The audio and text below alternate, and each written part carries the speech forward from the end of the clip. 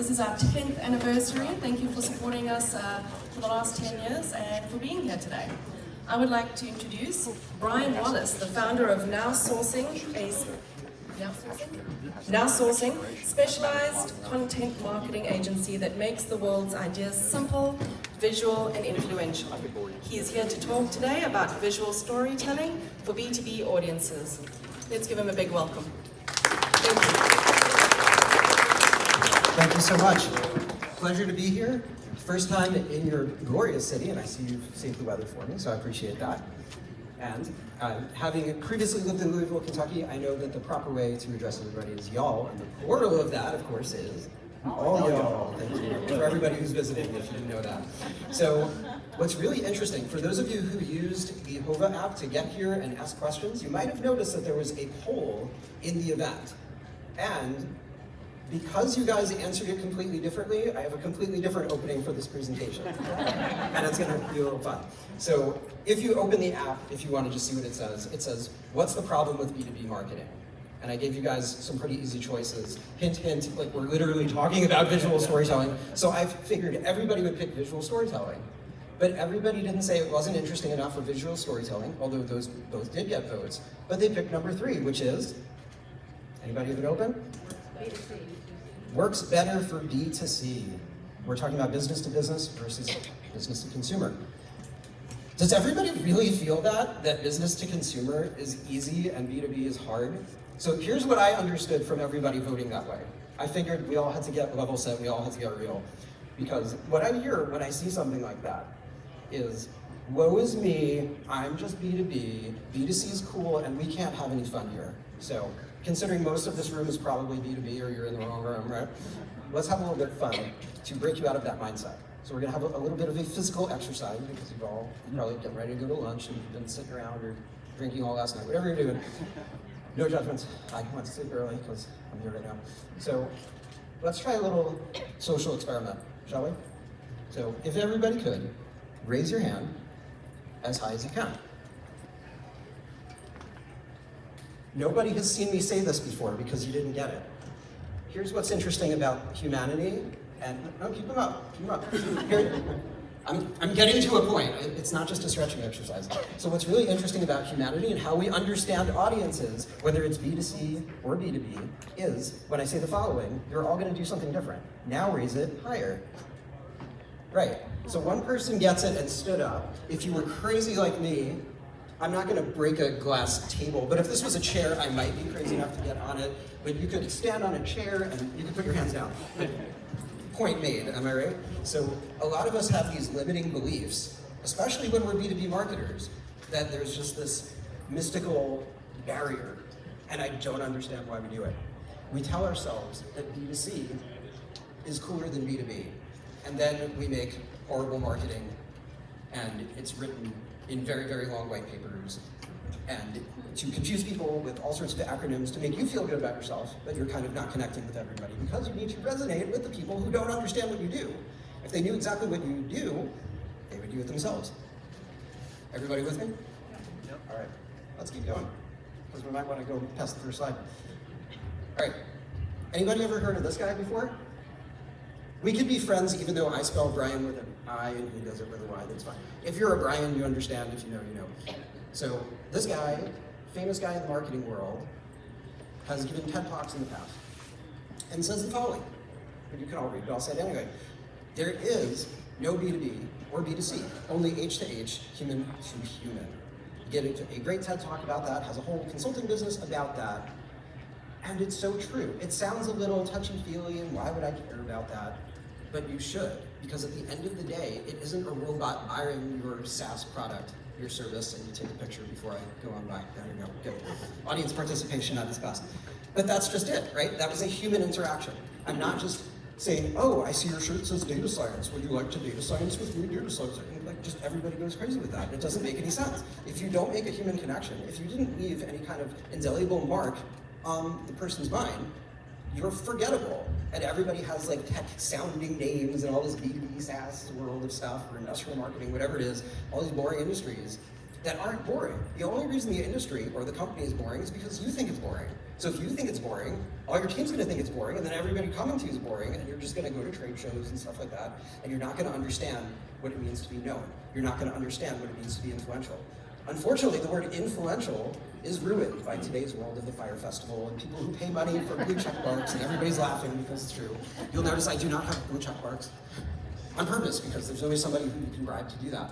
I think a better word that should have been in place of that, which has been lost in the world, but we're going to bring it back, is the word renown. What does the word renown mean? Known for. To be known for, right? You're the guy that people should go to for stuff, not influential. That's about me. I'm cool. Look at me laying on the beach. And that's why I'm clearly not an Instagram supermodel. So why visual storytelling? You get to know the people behind the brand, right? There are people here who have to impact the buying decisions of the other people on the other end. Thought leadership and innovation in a boring market. I'm not, just so we're clear, I am not picking on B2B. I'm not saying you're boring. Everyone else is saying you're boring, and everyone gives up the game. But the real win, and why everybody who's in B2B marketing should be out of their mind excited, is because you won the lottery. When you win a greater share of the market than all of the B2C people who are competing against each other, and they all have huge budgets, and they're all cool, and everybody sees them in the media, but you get to win more. So who has the better differential advantage to listen to what we're talking about how to influence people with visual storytelling? You. Okay, so here's a couple places about where visual storytelling resonates. Like we said, being known, not the influencer, not the falsehood. Apologies to everybody who's into influencer marketing. I don't mean, there's bad apples and everything. But here's how it is. News and media. If you're at a show, and you're at a booth, and you're networking, and you're doing all of this, what if you meet people at the party the night before, like we had that beautiful party on the lawn, and then today, everybody sees you at the booth, and in person, we're all dressed up, and we're wearing suits and dresses and whatever, and we're hanging out. But what would happen if, and I'm sure everybody does this, you're Googling the people you just met the night before and their company, and you're doing your due diligence, whatever that means in today's world, right? So you're checking them out on LinkedIn. What if you were like going crazy hot in the media while you were at an event? That would be unstoppable because everybody else doesn't think about that. People don't think about cross-pollination. A lot of people think about being in the moment, but it's not being in a singular moment. If you can make the magic happen where you are simultaneously cross-pollinating your audience in front of you in the physical world, along with the internet world, like you see that fine gentleman back there? Introduce yourself, fine gentleman behind the camera. What's going on? What's going on? My name's Jordan Becker. Jordan Becker, who we go all back the way from last night. Yeah. So Jordan is holding a gimbal right there, which is broadcasting to my live stream on LinkedIn. So there's probably people watching from all over the world, listening to everything that you guys are gonna say too, not just me. So you get the halo effect of all of that, which is important. So news and media takes a lot of shapes. Sometimes that could mean an industry publication, trade journal. Everyone has one. Everyone has a few. Sometimes it could be mainstream media. Sometimes it could be blogs, influencers, social, all that different stuff. And people do Google searches. So if you think viral marketing and being noticed is stupid because you're B2B, it isn't. Because what you don't understand is the second wave is what's most important.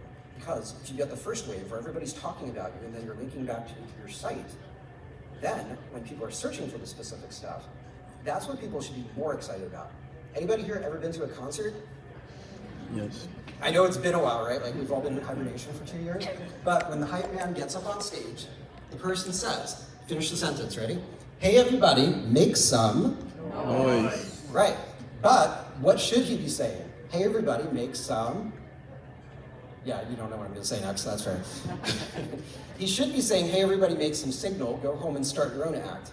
That's what you're all here to do. And as much as I made fun of influencer stuff, I'm a little bit of an influencer on LinkedIn, which is like the least cool thing to be an influencer in the world about. However, when it comes to B2B marketing, that's where you want to be. What's interesting about that? There's two things that I find that anybody can do, and few people do it. And I don't really understand why. And algorithmically, I like algorithms or Google and humans. Algorithmically, these things score higher than a lot of other posts, and people find them interesting. And you don't have to be a crazy guy like me on stage talking about who knows what I'm going to say next. Document sharing. When you upload a document as a PDF, you might say, why are we talking about PDFs in 2022, wherever we are, wherever we left off with COVID? It's crazy. People on their mobile can take a thing like that colorful thing that you see in the screenshot and swipe through on mobile, or they can page through it on their desktop. And people share and interact with these things like crazy. And then the other thing that you might not even know exists on LinkedIn is that there is a newsletter option. Show of hands, anybody either run a LinkedIn newsletter or have access to it? One, okay, so 1.5, 2, 3, okay. So if you go into your profile and you go to creator mode, you can activate live streaming, which is live to the world, and newsletters, which are live to pretty much anybody. You can set a cadence of your newsletter that you want to do it every week, every month, and they just opened it up from your company page. You can send it the same way too, just like if you were writing a regular article. Now here's what's nice about this. Everybody here in the room that does a B2B, I'm sure, has an email newsletter, right? But what happens to email newsletters? They get blocked and people will report them as spam, but nobody blocks LinkedIn because it's LinkedIn. It's a gigantic piece of the internet. So the delivery rate and the sign-up rate of it is incredible. I think within the first 45 minutes that we ever did our first newsletter, we had 1,000 people, and we're up to 11,000 on it, and it pings your entire network. So right now it's relatively new, and it gives you a differential advantage where you could literally double up on your existing newsletter. It goes out a whole other way. So again, I like to look at the perceived boring and the things that people miss. So, hey, look, that's almost me here with time. Got it. So, another quick thing that we're going to run through is video. I feel like we're here to shatter all these limiting beliefs, right? How many here say that they're not good at video? Nobody even wants to put their hand up because they know I'm going to pick on them. I understand it. I feel you. I've been there too. Here's a trick. When you or your executives say, I'm not good at video, what you do is you get out your phone and you record yourself. Because people are nervous when they're on the stage and they see being recorded in lights and all that. And yeah, it's a little intimidating, not gonna lie, of course. But everybody has the gift of communication, whether you think so or not. Everybody is here to share things. So if through repetition you try to keep doing that, you will get better at it. When I really wanted to get good at speaking and doing this on the fly and just having all my thoughts pushed out into the world and you don't even see the record or you don't even see the stage or the audience anymore. Facebook Live was big when I started doing this and I wanted to get on more stages, so I would just do one every day. I mean, every business day, not like insane, but I did that for close to a year and now it's simple. Okay, it's a little weird for like the last 2 years that we've all been hibernating, but we already beat that one to death. Live streaming happens to also be a great differential advantage because people in your network get a notification. I'm talking about live streaming on LinkedIn, just so we're clear. And what's nice, a relatively new ad that they did is auto captioning, because different people need different things. How many of you have ever scrolled through your feed, you see a video, and what do? Scroll on by, right? But what does your brain do before you scroll on by? You pause, you look at what's happening, and you figure out in the back door of your mind, is this interesting enough to keep me on it? And a lot of times it just says no.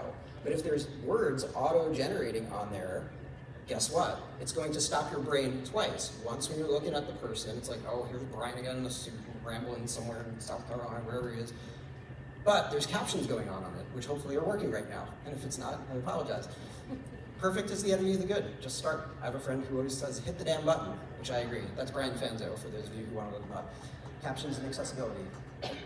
Because some people are accessing your content through screen readers and have disabilities. And people miss that, and things index in Google differently too. And this is a main thing that I'm typically known for. A lot of people say I'm that infographics guy, but then people think that I just am stupid and don't know that there are like templates on the internet and why aren't you using Canva? My answer to that a lot of times is you don't put together your own house, you don't build your own car, right? You go to a dealership or you buy a house like a normal person. What I like about infographics is instead of trying to outthink everybody and use all these confusing words, instead of trying to hit people there, where you're the expert and they're the uninitiated, you're trying to appeal to their emotions, because people have all these strongly held opinions, but if you actually look at how they make decisions, they usually make emotional decisions, and yes, I mean, even talking about B2B, before they get into that. Storytelling with data to back it up. Everybody enjoys a good story. And without the story, there's too many details for people to remember. Most of humanity, most cultures actually progress through storytelling. Everybody knows that storytelling has a beginning, middle, and end. So you know what to expect, and then you can insert all the data. This piece right here is where everybody gets it backwards. A lot of people think they have this stat.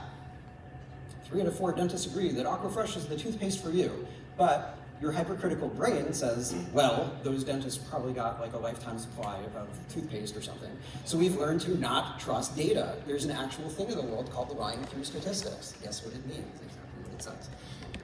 So rather than starting with data and then having a story and then appealing on emotion, if there's data for everything, have your data there to support both sides of the mind. Anybody here like basketball? A couple people. Anybody here ever hear of Moneyball? Book, movie, okay, sort of. Okay, so to ruin the book and movie for you, basically, once upon a time, basketball for 150 years was this thing where a scout would look at a player before they got into the professional leagues, and they would say, this person looks the part, let's give them a bunch of money. The problem with that is they were wrong sometimes, because if you just look athletic, and you don't necessarily have to have that kind of build for baseball, that's the thing. So data science came in, and data science and sports came together, and they made new categories called sabermetrics. And now they have this thing called the Sloan Conference in Boston, where all these people, all the data geeks and all the sports geeks get together and they have a good old time. I don't really understand why they go to Boston in February, but you know, I thought they were smart about everything else, they should obviously come here. So, once upon a time, this particular player's agent came to us and said, we see what you're doing. Can you make this happen? And we said, that's crazy. We'll give it a shot. So we used the kind of story of Moneyball, and we said, with the heart, with the emotion, and all the stats, dollar for dollar, pound for pound, this guy's one of the best players in the game. But he wasn't as well known back then, and he was about to get sidelined by management. We didn't like that. So we got everybody talking about it. We got all the forums, all the news, ESPN was talking about it, influencers and sportscasters were talking about it, and by the trade deadline, everybody's like, who is this guy? What's going on? Who's promoting this? But owners made a decision, and instead of him getting the league minimum, he got a $64 million contract. And he got a $180 million contract on top of that. And I don't know if you followed the 76ers, but he's a pretty big player on there right now. And his dad likes me a lot. Remember we talked about Google? Because a lot of people, they look at that and they're like, that's cool, but I don't play for the NBA. I just do B2B. You're like, why do I care about this? Well, the reason you care about this, remember the second wave we talked about before? The second wave is everything. The first wave is more of the noise than the signal. The second wave is where you want to be. What if, when you're searching for something, it shows up at the top of Google? Well, this is a B2B place that does analytics. Do you know what cookieless tracking is? You should, because a lot of people are mad about privacy. We're not going to name names, Facebook, but we're not going to name any names or anything, but there's a lot of people that are doing away with cookies and tracking because a lot of things like GDPR are forcing them out. So this is an extremely competitive keyword that these places wanted, and because of the culmination of everything we just talked about, we were able to help them outrank it. This place literally got acquired by GoDaddy, and it told the story about how Amazon makes money. Really, it's more of a story of how third-party sellers within the Amazon ecosystem make money. But the problem with a lot of storytelling is that it starts with the middle. Don't stories start with once upon a time? Did I miss something? Did anybody not get bedtime stories or something? I don't understand what happened. But that's what happens when we all grow up and creativity kind of gets sidelined. So instead of doing that, what if you, instead of starting in the middle, start abstracting it a level of more interest in the world? What if you then abstracted another level? Because oftentimes, there could literally be a market that's literally the size of your market of people who are uninitiated to your market. Does that make sense? Sort of, right?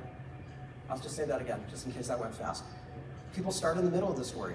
They should start with a more interesting abstraction at the top of the story, and then on top of that, making it more interesting to everybody to share it around, because you're trying to get not the first wave, but the second wave. This is another place that got acquired. This was how Google's making this money. You see the pattern? Yeah, we just talked about how two different places are. Who wants to hear a story about packages going around the world? Well, if you have delivery drones and it's flying over cities and stuff, it's a little bit more interesting, right? What's cool about these things even if you don't know the language that they are in, they're still interesting and you can kind of get the gist of it. Siemens, get the idea. So, since we're a pretty small and intimate crowd, I wanted to make sure that we had enough time for Q&A. I know that we had a couple of questions in through the app, and since they were nice enough to put the stuff in, why don't we start there? I know there's a couple people in the audience who asked questions in there. You want to ask them here? Yes? No? Go for it. Go for it. I don't remember exactly how I worded it, but I was talking about Make it story. up. Here, hang on. So I'm going to make up something a little bit different. Give us an example of how you would tell a story for a B2C versus B2B. Same story, different audiences. That's a fair point. I think that's a little different than what you had asked before. But the question is, okay, you've talked about B2B audiences. What do you do about B2C? Well, at the end of the day, again, they are all human to human. I think that popular culture and internet trends and stuff like that sometimes play a little bit better into further outlets of media and social that might pick it up, as opposed to a more narrow B2B audience, is how I think I would answer that one. Is that fair? Yes, sir. So my question is about culture change. So how, you talk about human to human, but when you look at corporate promotion and everything else, you're trained with a B2B and boring, basically, B2 boring. How do you change the culture in an organization so that you're more human-centered in your B2B communication? That's a fair point. So once upon a time, I was a corporate suit, and my answer to that was leaving and starting my own company. But I don't think that was your question. Change culture. So that's my answer. But my answer to everybody else, because don't do that, starting a business is hard. I've been at this for 16 years. So I think that the posturing of the corporate community is hilarious. So you're laughing already. So basically, here's how, for those of you who do not work in or interface with large corporations, this is usually how they make a decision. They don't listen to anybody on the inside, and then the senior leadership says, well, category leader of whatever industry X uses this software vendor and this CRM system, so rather than see how we're different from them, they're big, so clearly that's a good decision, and they make copy and paste decisions that have nothing to do with them. But that's buying decisions. Marketing decisions, I think, are a little bit differently. I think that when you're competing for projects and everybody's ponying up to the CFO and you're trying to invent fake ROI, and I've seen so much fake ROI stuff, it's hilarious. If you just do some pilots and then you blame crazy little organizations like me, so it's like, well, I met this insane Jewish guy who came to Charleston and he was, yeah, I'm hearing about something on the stage. Maybe we can blame him if it sucks, but we can take the credit if it's good, because that's another attribute of corporate America. So what you do is, you do some, sorry, I'm from New York originally, in case that wasn't clear, but I live in Cincinnati now. We're pretty brutal over there. But I like the South better, personally. In any case, I think when you do some kind of pilot and you show them that it's working, then instead of everybody just having opinionated things at the table, you're like, hey, I'm glad you have this opinion. I have an opinion too. I tried it on a limited budget and look at what it did, right? So I think that's usually the way that I would handle that situation. Fair? All right. That first and then third. Yes.